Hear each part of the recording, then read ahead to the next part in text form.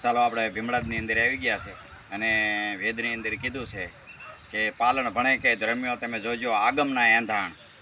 ભીમડાદમાં કે ભારે ઘાણો અને આ માણાને પીલશે ને લોલિયાણામાં લોહી નીકળશે. તમે આ પાણી જોઈ લો. આ પાણીની અંદર જે આ રહ્યો ને પેલા ડુંગરો હતો, આ ડુંગરો હતો. આ ડુંગરાની અંદર એક ઘાણો હતો અને એ ડુંગરો તોડ્યો અને અંદર એક ઘાણો નીકળ્યો.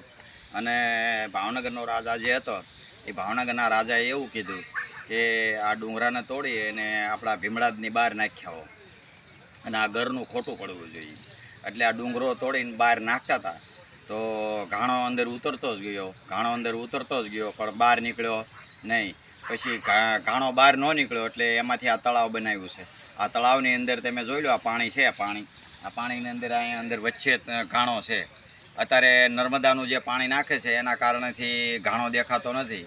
પહેલાં પાણી નહોતા નાખતા ત્યારે ઘાણો દેખાતો હતો, અત્યારે ઘાણો નથી દેખાતો. તો આની માલપા એવું છે કે ભીમડાદમાં ભારે ઘાણો માણાને પીલશે અને લોલિયાણામાં લોહી નીકળશે. ચાલો આપણે લોલિયાણા જાવી. લોલિયાણાની માલપા કઈ જગ્યાએ લાઠી છે, કઈ જગ્યાએ એનું મુખ છે એ જોવા જાવી. હાલો લોલિયાણા જાવી. અને તમે પણ મારી યારે આવજો અને તમે પણ અહીંયા ભીમડાદની માલપા જોવા આવજો અને લોલિયાણામાં પણ જોવા આવજો. હાલો આપણે લોલિયાણામાં જાવી.